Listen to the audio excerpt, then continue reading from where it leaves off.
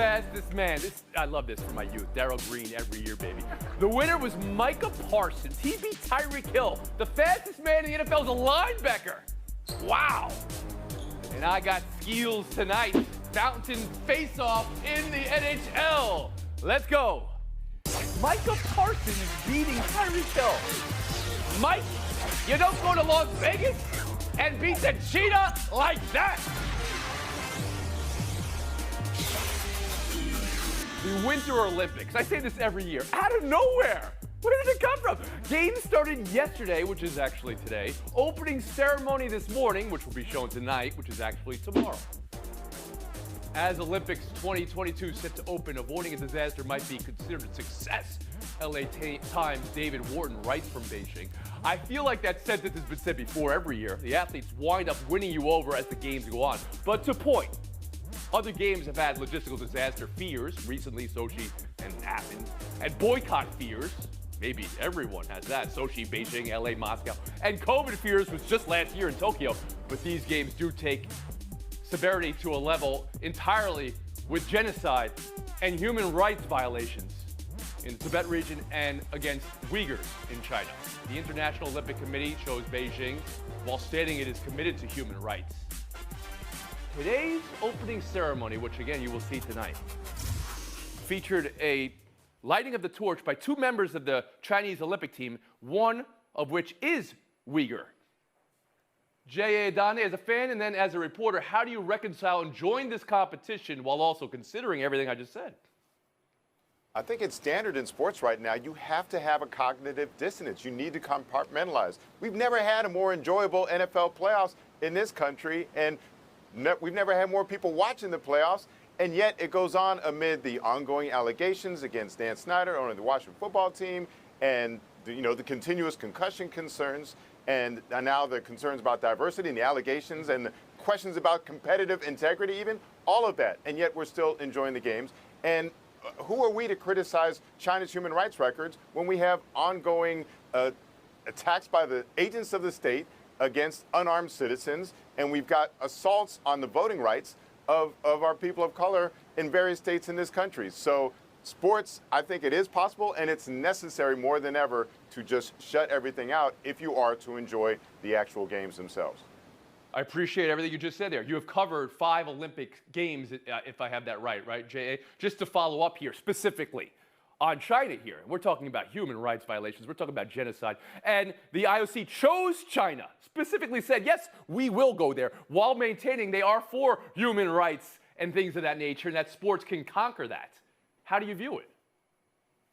Well, again, where can you choose that's free? And look at some of the other recent hosts of the games, including Russia and some other recent plays. It's very hard to find a country that isn't problematic when it comes to human rights, including here. Remember, we had athletes boycott going to Mexico City because of the human rights issues in the United States in 1968, most notably Kareem Abdul-Jabbar.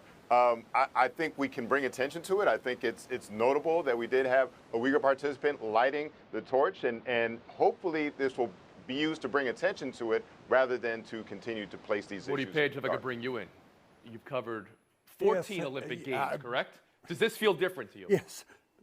Not really, as it gets closer and closer, because having gone through it I'll give you an example, Sarajevo, that a couple of years after I covered the Winter Olympics in Sarajevo, most of the venues were destroyed by bombs. And we saw what became of that country. It went away. And at the time that I was there, we were dealing with issues between the Soviet Union and the country of Yugoslavia. I can mention France and Spain, for instance, when the Spaniards and the Basque were having problems. So you have to, as a reporter or a fan, separate the two and say, as a reporter there, that you're writing that story alongside writing stories about the athletes. But the reason why I said I'm kind of getting into it, because last night I watched curling for a while. I watched the ice dancing, figure skating, and I think that I felt that, like, we haven't been paying attention to it. overhanging it all is what's going on in the atrocities there in China. But I think that as the events play out, people are going to get more into the usual events that they like watching during the Olympics. I appreciate the historical standpoint you've given, specifically on China again, Clinton Yates, and these games, and the position these athletes are in, and the position whether to boycott or not, and the position the Federation has made to say we choose China knowing the human rights violations and the genocide. Well, for one, there were only two options for them to choose from because nobody wants to host the Olympics anymore because, hello, the Olympics are just not a thing that is possible to do productively. That's the realism that we have to understand about what's going on here is that, I'm sorry, I don't reconcile it. I feel very guilty watching these games, and the only thing that I take from it are these athletes who have opportunities to do things that they wouldn't have to do, or rather that they didn't have an opportunity to do in other places. I think about the U.S. women's hockey team and various other athletes that do things that just don't exist outside of the Olympics. It doesn't feel good. I don't like it, and I don't love it. It doesn't mean that I have a problem with the athletes who are choosing to compete. It means I understand the geopolitical situation, that if you want to do this smart and sustainably and have these kind of things, you probably shouldn't have it at all. And that's the really tough pill that we've all got to swallow about what the Olympics and the Olympiads are overall. And Monica McNutt. Whoa, Yates, that is a lot to swallow. The only way that I can reconcile it is by the athletes. I mean, that is the way that I look at it and understand the opportunity that they have to achieve something that they've long worked their lives to. I also do think it challenges us about this idea of protest. Yes, Colin Kaepernick was at the forefront. Most recently, Brian Flores willing to tank his potential coaching future. But the sacrifice that really comes with this is weighty and heavy, and not everyone is willing to make it. And so that not only goes for the athletes, but that also goes for us as consumers. Jay, I'll give you a last a word here. Well, Monica said the athletes do deserve this chance. And really, one of the problems is watching these games without any fans in the stands. Once again, it's very difficult. It's not enjoyable. But these athletes deserve the chance. And you wonder, what would boycott accomplish politically? What happened when we boycotted Russia in 1980, the Moscow Games? Did that accomplish anything politically? So should these athletes be denied what they've been working so hard for because of things that are beyond their control? Woody Page. Let me mention Australia here. Even in a country like that where you say, well, there's no problems, there were during the Olympics about the Aboriginals. And at the end of the Olympics, in the closing ceremony, a band got up and tore open their shirts and had "I'm sorry" on their chest. So it's gone on. Every time I've ever gone to Olympics where there is a sideshow and problems like we're seeing, not maybe to the extent in China, but it's happened practically every Olympics, guys. Thanks for your thoughts on that. We're going to move on. Jacksonville Jaguars hiring Doug Pederson as head coach. So what's become the most watched job hiring cycle in NFL history after Brian Flores' lawsuits. He's a coach with a Super Bowl 4 years ago. Go to the team with the worst record in the league, and Trevor Lawrence. Clinton, how does Pederson go over, and how does Pederson fit Jacksonville?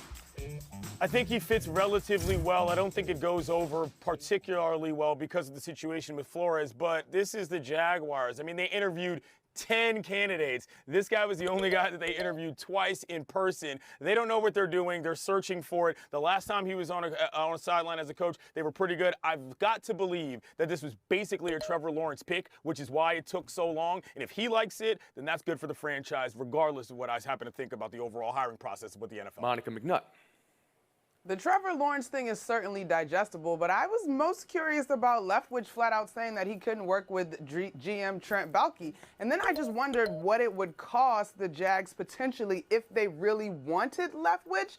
I mean, I can't get into people's contracts, but beyond just hiring minority coaches, I want them to truly be empowered to be successful. Jay Adonde.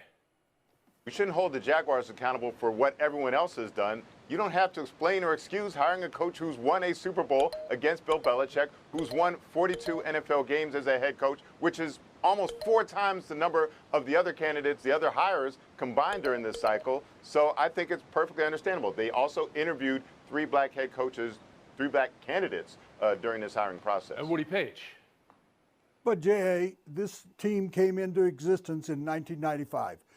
They've had 9 coaches. Pederson is the 9th. During all that time, they've had a black coach for 5 games. Mel Tucker's now at Michigan State stepped in after they made a firing. I think they had the opportunity here with Todd Bowles or with Leftwich or with Brian Flores or Eric Bieniemy to make a statement. to work with a young quarterback. All those guys have either had experience as offensive coordinators or head coaches themselves, and I think that would have been a great time, particularly in the last week or so of what's going on, to actually make a statement for the Jaguars. There are 7 franchises in the NFL I found reading up this week that have never had a black head coach. One thing that needs to be said, Jay, you alluded to it, the sentence, I won a Super Bowl with Nick Foles as my quarterback while beating Bill Belichick and beating Tom Brady in a game he threw for 500 yards and 4 touchdowns. Maybe the greatest resume sentence of all time. Exactly. That's what Doug Pederson has. We'll move on. One more topic, NBA All-Star reserves. Here they are. What do you know the rules? If you want to snub someone in, you have to take someone out. We've been doing this for about 20 years, Tony, and I think if you look back, I was right about 14 times that they sit in the wrong place. I won't look back, but I'm going to checked it take your out. word for it, Woody. There you go. So I'm going to give you specific and be short about this. They got the wrong guy from the Bucks. Instead of Middleton, it should have been Holiday. Holiday's a much better defensive player. He was injured for a little bit. He's come back stronger than he was before he was injured, and I think You he's like that having a better defense in year an than All-Star Middleton. game? Okay. Clinton Yates, how about you? Somebody's got to play it. Got to be LaMelo Ball to me. He's one of the most exciting players in the NBA. How is this guy not in the All-Star game? If I'm taking somebody out, I'm taking Tatum out. It's nothing against him. I'd just rather see the kid from Charlotte who throws all the lobs to All right, Bridges. so well, you played by the rules. Tatum, no disrespect, but I disrespect you. You're out of the game, and I want Ball in. Monica McNutt, who's in, who's out? It's got to be Ant-Man in for the West. And honestly, I'm taking out Karl Anthony Towns or Rudy Gobert to get that guy in. By the way, Anthony Edwards, I'm still waiting for my invite to Lake Minnetonka. Also, Tony, what's going on here? What's that about? For the vanity Heat check of being from right Monica 14 out of McNutt. 20 years. Okay, so Anthony Purify Edwards yourself. in, and you're taking out Gobert or Towns. And Or Cat, honestly. Donnie, how about you? I'm with Clinton. LaMelo Ball, I mean, we're not trying to win games here. We're trying to put on a great show. Who's a better showman than LaMelo Ball? I'll put him in as an injury replacement for Kevin Durant. Is that too wimpy?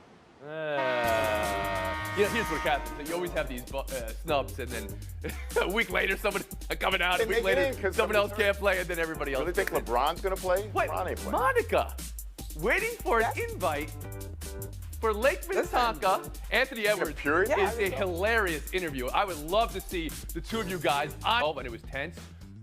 This week, it was a 76-66 Wildcat win, overshadowed by this video appearing to show UCLA redshirt freshman Mac Etienne looking towards Arizona fans who are gesturing at him. We blurted out, so clearly it was something we can't air, maybe vulgar, and spitting in their direction. Etienne returned to the locker room with his team before University of Arizona police officers placed him under arrest for assault with, quote, the intent to injure, provoke, or insult another person.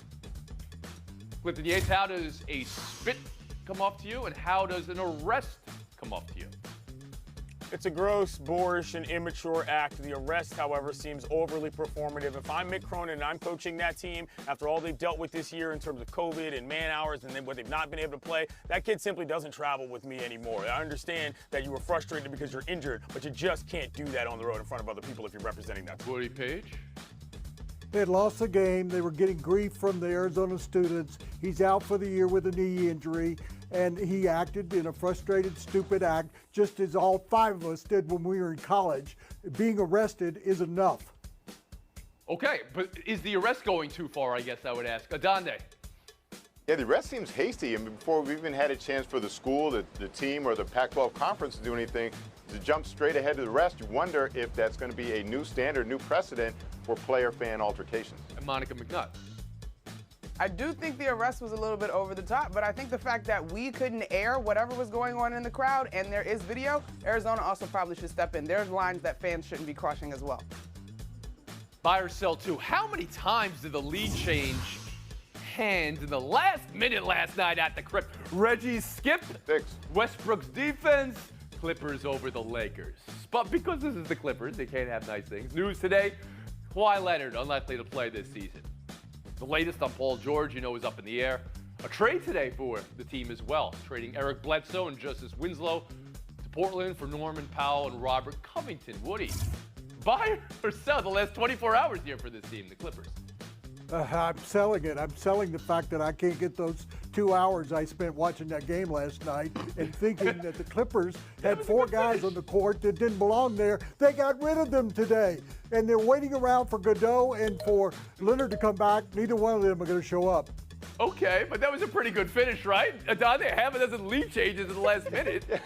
Exactly. It was an exciting finish with guys that really probably didn't even belong in that game against the Lakers stars. And they're competing. Ty Lue is doing a great job. The fact that all this is hanging over them, they know they're not going to have their 2 stars. And they're still going out and trying their hardest is a lesson a lot of teams and maybe a lot of sports could learn from right about now.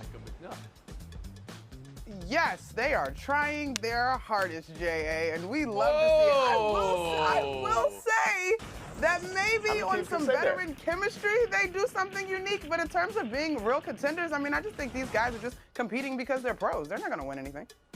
Okay, I mean, I think 24 teams in the league are pretty sure they're not going to win anything. They beat the Lakers last night. Whoop-de-doo. So have the Thunder. Okay, I get it. But, I mean, the Lakers like to think of themselves as contenders. Fans in Los Angeles like to think of the Lakers as contenders. Clinton Yates, you happened to be at this game last night, I understand.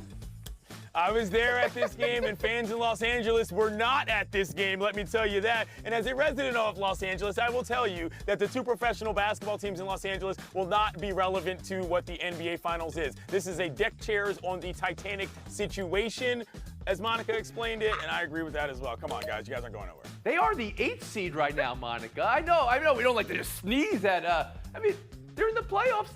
There's something to be said for that season, right? There is, but in particular, the 2 teams in LA who have real championship aspirations, the Lakers as a brand, and the Clippers are what, maybe 2 years removed from being real contenders? 8 seems like. Which franchise are you doing pre and post game for? Hey man, come on, move on. The New York Knicks. This is what she says. Oh, okay, maybe we'll move on. Absolutely. WNBA free agency, a bomb dropped today. Tina Charles signing with the Phoenix Mercury. Rachel Galligan, Winsider reports $108,000 for the season for the league's leading scorer, changing teams. Free agency, it's usual newsy self. But the other news this week from the league, $75 million fundraiser. There's an entire checklist for what the money goes for: marketing, brand elevation, it says growth, outreach, some of the things highlighted. Does it make it to the players, though, and how much? Maybe a question you could ask after Liv's campaign this week reminded us players are still sitting and scrunching in coach on airplanes. Monica, maybe this isn't an answerable question, but how does the league prioritize where money goes when you hear so publicly from players they're still flying coach and some have to play in other leagues to make ends meet? Player experience enhancement should be A1 on that list, Tony. I understand the interest in marketing and growing the league, but the fact is that the league got to 25 years of celebration with the fans and the audience that it has because of the sincere interest in the players. If the players are happy, the marketing will come, the viewership will grow. Yeah, $75 million for marketing when NBA stars are willing to go to games and wear the orange hoodie for free. Seems like you could spend that money on maybe some charter flights for the players so they're traveling in comfort and performing better. The best way to market the league is to actually improve the quality of play and to have happy players who can play at the full extent of their ability and not be stuffed back in steerage on an airplane. My goodness. Okay, and Clinton Yates. God bless Liz Cambage for actually saying something. Any discussion about pay disparity is better than no discussion about it, which is where we are with the WNBA. The money's there. Give it to the players. Your product will be better. Trust us. We're the fans, you know that. Tina Charles, the Phoenix, Monica. I mean, that's loading up again. That team goes for it, huh? Absolutely, and she has been on record that at this point in her career, she is chasing. About the Bellagio event, because after a long night that I had there, I ended up in that fountain in the water, and I'd like to see the hockey players achieve the same thing. Yeah, Woody. It's definitely the Bellagio fountains, but it could be even cooler if they added the Claire de Lune music like Ocean's 11, and instead of just having one female competitor, Ruth Davidson, have 2 female competitors. That's great reference to Donde, but you know, Woody Page, he was actually in that scene. That's why he was there in the fountain. Those are Terry Benedict's casinos. We'll move on. NFL skills competition. This was fun. I love the quarterback throwing for points and the defensive back trying to stop the points like that. But the 40-yard dash, the Darryl Green Invitational. Tyreek Hill versus Micah Parsons versus Nick Chubb versus Trevon Diggs. And the winner was Micah Parsons. J.A., what does it tell you that we live in a world where a linebacker is the fastest man in the NFL? It tells you quarterbacks aren't being paid enough. I know they're the highest paid players in the sport, but if you got linebackers running 4.39s, I weep for the QBs in the NFL. Yeah, the problem is get rid of the Pro Bowl and just have more skills competition and make this a 100-yard dash instead of 40. I agree with you on that point, Woody Page.